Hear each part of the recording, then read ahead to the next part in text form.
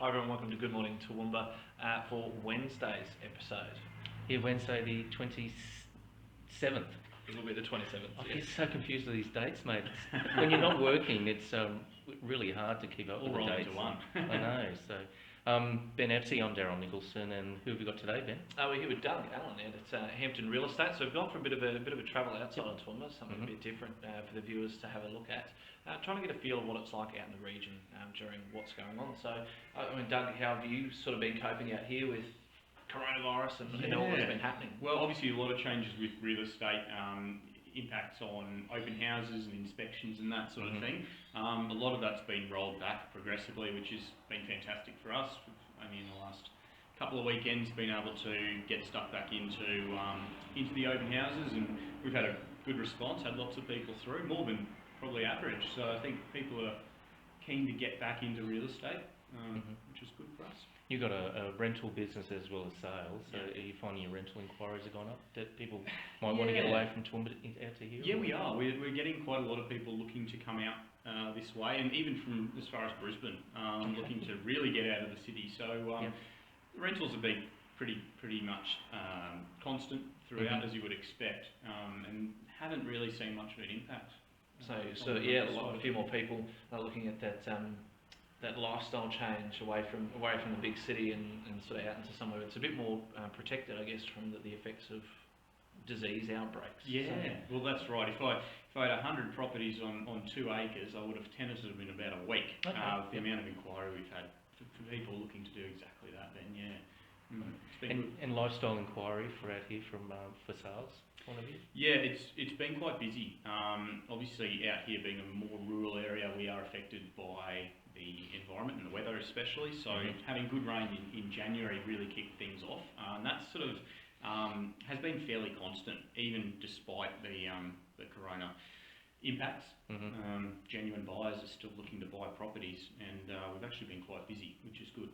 Yeah, and only 20 minutes out of Highfields in Hampton. So not even that, only 11 minutes from our office to Highfields. It's even less than that, Ben. Maybe we must have had the terrible traffic then getting out here this morning. I know Daryl said he might be driving next time because I was getting quite annoyed with some of the traffic. Yeah, I'll do the drive to Warwick next week, mate. So looking forward to that. So 4352. So tell us what brought you out here to Hampton. What opportunity did you see? Well, it's a family business. We've always been outside Toowoomba, so businesses out at Kingsthorpe, and then here in Hampton. Lived in the area and loved it. I went away university and then came back into the family business, and the rest is history, I guess. It's a good lifestyle, good people, and we're only 25 minutes into the north of Toowoomba, so it's not far. Okay, great start. Rugby union, big rugby league boy, rugby union boy, sorry. Absolutely, yeah, love my rugby. Have been involved with that. Oh, not recently, because I did my knee, but love my rugby. So tell us a bit about what you did. Ben was telling me on the way out. So a couple of years ago, we started a social rugby competition in Toowoomba. Basically, we identified that a lot of guys, once they get, out of school, they have a family, they work, they don't really have time for a full rugby season with training twice a week and travelling out to Roma on a weekend. So we thought, all right, well, why don't we do a short, sharp Friday night competition? And it was hugely successful. We had over 100 players in our first season, and it was great.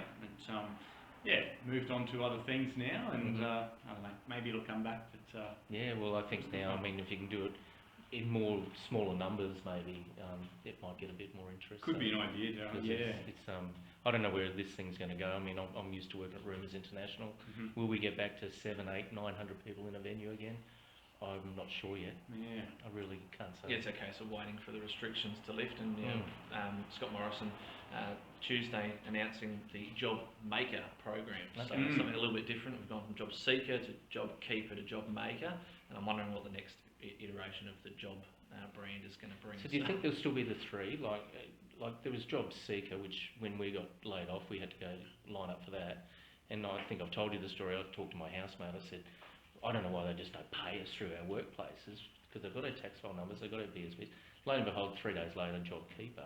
So do you think Job what's the other Job one? makers. Job maker. Run There's nothing three on ways. it yet, so it's the gist of it is to incentivise small to medium businesses to take risk and get more people back into work.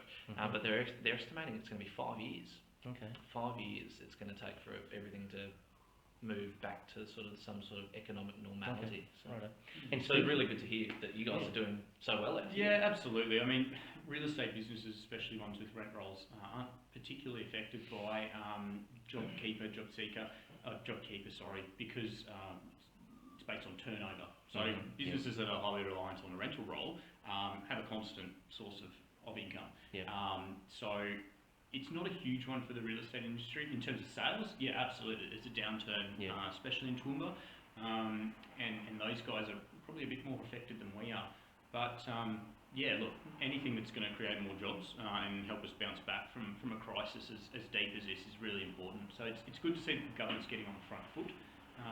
And as they release more details, we'll be obviously watching keenly and seeing what they've come up with. We've seen some casualties in Toowoomba and 4350 with in Margaret Street, a couple of businesses closed down. The Kumquat Tree, the engine room closed down. Unfortunately, they were feeling the pinch.